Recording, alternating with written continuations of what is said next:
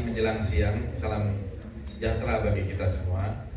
Yang saya hormati Bapak Sutarji Kosombari, saya nyebutnya Bang Tarji dari dulu, Mbak Ewit, Bang Jose Rizal, banyak juga teman-teman di sini yang saya tidak sebut satu persatu. Tadi Pak Arief Wicaksono ya sudah memaparkan panjang lebar biografi, perjalanan, karya, dan kreativitas, bahkan juga buku-buku dan aktivisme dari seorang sastrawan besar, Taufik Ismail. Bang Tarji yang lebih muda, saya kira tidak lagi banyak sekarang ini sastrawan Indonesia, penyair yang masih ada. Mungkin yang paling senior adalah Taufik Ismail yang akan berulang tahun tanggal 25 Juni besok ke 89. Bang Tarji ini kalau tidak salah sekarang 82. Menuju 83 ya. Menuju 83. 82. Menuju ke 83. Mudah-mudahan Bang Tarji juga diberikan kesehatan dan umur yang panjang. Jadi tidak banyak lagi kalau kita lihat top of mind ketika bicara tentang penyair, sastrawan yang masih tinggal, yang paling senior saya kira itu. Selain itu tentu ada Gunawan Muhammad ya, tapi yang lain-lain sudah tidak ada lagi. Pak Sapardi sudah tidak ada, W.S. Rendra tadi yang disebut-sebut, saya kira Abdul Hadi WM baru saja juga meninggalkan kita. Saya termasuk generasi mungkin yang beruntung gitu ya. Saya generasi yang beruntung karena bertemu dengan cukup banyak tokoh-tokoh itu dan mengenal. Bahkan saya termasuk yang datang ke tim ini mungkin termasuk cukup lama dan bisa menggambarkan tim dari waktu ke waktu ya. Kalau Bang Jose Rizal lebih lama lagi. Saya kira pertama kali datang ke tim ini tahun 1972. Waktu itu umur saya setahun lah kira-kira gitu, dibawa ke tim sini. Jadi kemudian umur 4 tahun, umur 5 tahun dan seterusnya, dan melihat perubahan-perubahan ini. Nah, Pak Taufik Ismail juga pernah lama juga tinggal di Taman Ismail Marzuki, waktu itu sebagai rektor. Jadi apa yang digambarkan tadi oleh Pak Arief Wicaksono, dan saya juga tulis sebenarnya itu tentang Bapak Sastra itu. Kenapa? Karena memotret begitu banyak dan cukup lengkap apa yang telah dilakukan oleh seorang Taufik Ismail, dedikasinya bagi dunia sastra Indonesia. Bukan hanya memotret dan berkarya seperti yang Bang Tarji bilang, tapi juga saya kira melakukan berbagai upaya yang di luar, dalam tanda petik, mandatnya gitu ya, sebagai seorang penyair ya, atau sebagai sastrawan, yaitu menggerakkan literasi di Indonesia. Nah, saya ingin berangkat itu dari majalah Sastra Horizon yang lahir pada bulan Juli tahun 1966. Yang cover depan pertama majalah Sastra Horizon itu adalah puisi yang baru saja dibacakan oleh Bang Tarji, Karangan Bunga. Itu adalah cover pertama majalah Sastra Horizon tahun 1966 bulan Juli. Majalah Sastra Horizon ini diinisiasi oleh Taufik Ismail dan Su Hok Jin Arif Budiman, waktu itu yang mendatangi Mohtar Lubis ketika itu masih di penjara. Mohtar Lubis ini di penjara pada rezim Orde Lama selama 10 tahun. Tahun 1956 sampai 1966. Banyak yang tidak tahu bahwa di zaman itu juga ya ada proses yang sangat keras sekali kepada orang-orang yang dianggap kritis terhadap rezim. Jadi setiap rezim itu biasa, selalu ada itu. Zaman Orde Lama, Orde Baru, Orde sekarang itu selalu ada lah yang semacam itu. Tapi Mohtar Lubis, seorang wartawan, itu 10 tahun penjara. Nah, didatangi oleh Arif Budiman dan Taufik Ismail. Taufik Ismail mengusulkan agar dibuatlah majalah sastra yang kemudian menjadi majalah Sastra Horizon, dengan dewan redaksi yang pertama itu adalah Mohtar Lubis, HB Yasin, Zaini, Taufik Ismail, Arief Budiman, dan DS Mulyanto. DS Mulyanto itu yang kemudian menjadi semacam mengumpulkan berbagai macam polemik di masa tahun 60-an gitu ya. Di tim ini juga saya pernah, dan di masa-masa itu kan ada satu pertarungan yang cukup keras antara dua kutub. Satu adalah Lembaga Kebudayaan Rakyat, LEKRA, dan di sisi lain ada Manifest Kebudayaan yang dipimpin oleh sekitar 20 orang seniman, penyair, sastrawan, antara lain ya HB Yasin. Ya, pelopornya adalah Wiratmo Sukito, HB Yasin, Gunawan Muhammad, Taufik Ismail, dan lain-lain. Dan pernah Bang Jose Rizal, ya saya masih SMA ketika itu, dia adakan seminar di sini tahun 1988, 2 hari tentang Manifest Kebudayaan. Masih ada semua lengkap di situ. Mohtar Lubis masih ada, kemudian HB Yasin masih ada. Nah, belakangan saya diminta waktu itu oleh Mas Danarto dan Ikra Negara untuk ikut ya di dalam Dewan Redaksi Majalah Sastra Horizon tahun 1992 atau 1993 waktu itu, bersama juga Bang Tarji. Waktu itu pemimpin redaksinya adalah Hamzat Rangkuti.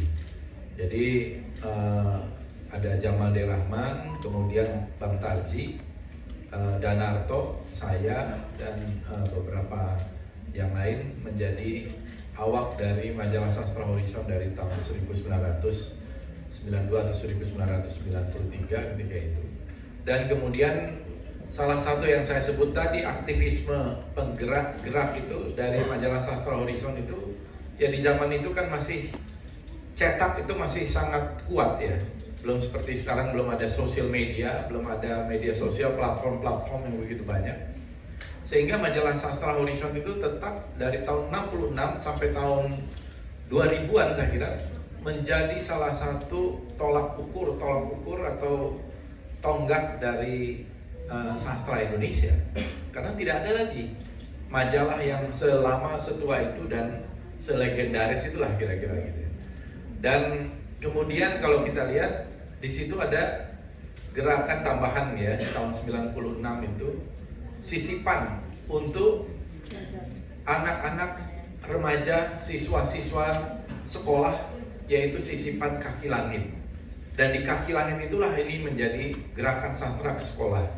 Kemudian Pak Taufik Ismail berinisiatif lagi mencari sponsor, donasi untuk menggerakkan sastrawan bicara, siswa bertanya, sastrawan menjawab, dan lain-lain ya, mahasiswa dan lain-lain, yang jumlahnya kemudian ratusan aktivitas, mungkin ribuan aktivitas ke sekolah-sekolah sampai ke pelosok-pelosok, yang saya kira ini menyentuh banyak, mendatangkan para penyair yang biasanya hanya di kota-kota besar, kemudian sampai ke pelosok-pelosok di provinsi-provinsi yang tidak pernah ada kegiatan-kegiatan sastra di sana.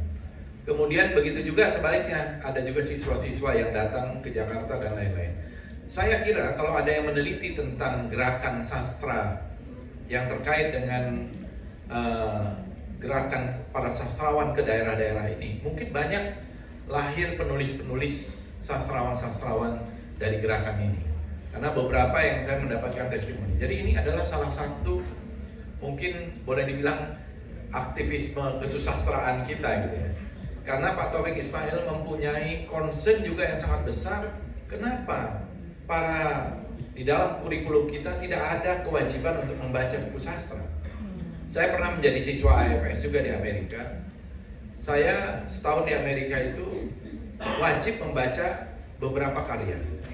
Membaca karya waktu itu yang wajib itu karya dari The Sound and the Fury, F. Scott Fitzgerald.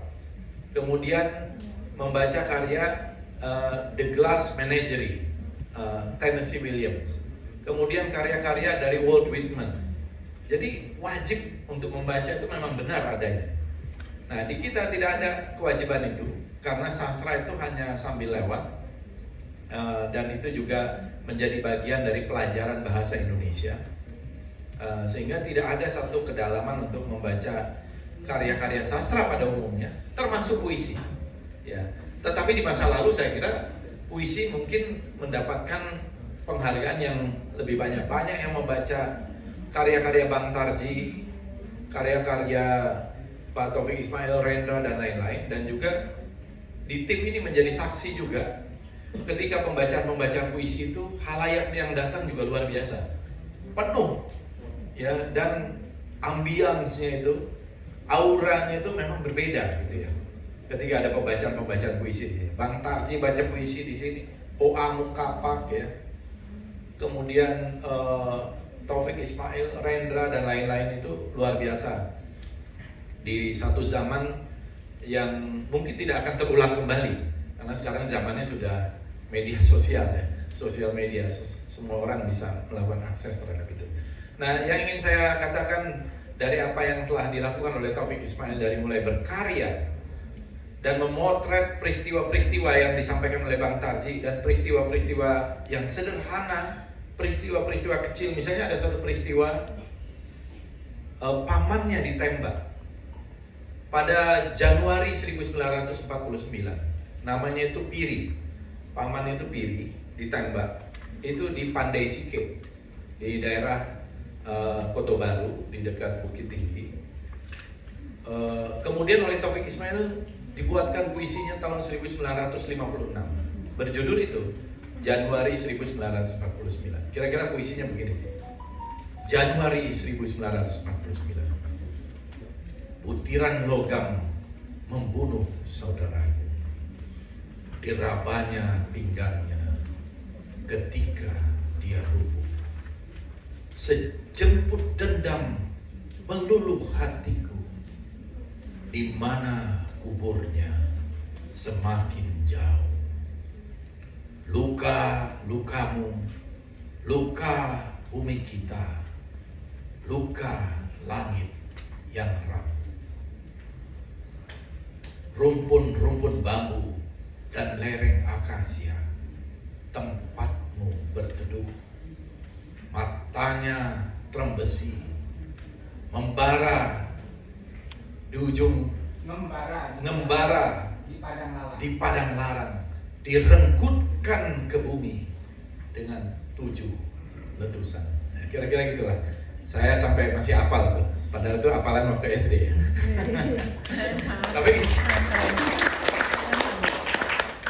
kira-kira jadi dari peristiwa-peristiwa itu yang disebut oleh Bang Tarji menjadi puisi, dan di balik puisi itu ada makna-makna yang sangat mendalam, dan Taufik Ismail menemukan itu dan bisa mengekspresikan itu bahkan dengan kata-kata yang sangat sederhana.